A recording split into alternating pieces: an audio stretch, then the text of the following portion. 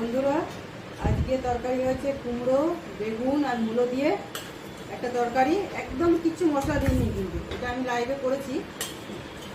আর এই যে মসুর ডালের বড়া আলু দিয়ে, ডিম রয়ে গেছে, ছেলে খায়নি। হ্যাঁ খাবে না? বড় ভাজা খাবে? বড় ভাজা বাবুর জন্য রেখেছি, দেখো দুটো না বাবু খাবে, আমি একটা খেয়েছি, ভালো হয়েছে খেতে, বড় ভাজা ভালো লাগছে। তো সকালবেলা এটা খাইনি, কেটে রেখেছিলাম, তো ফ্রিজে রাখবো না, এটা আগে আমি খেয়ে নিই, তারপরে ভাতটা খাবো। অর্ধেকটা খেয়েছি, অর্ধেকটা তোমার জন্য রেখে দিয়েছি।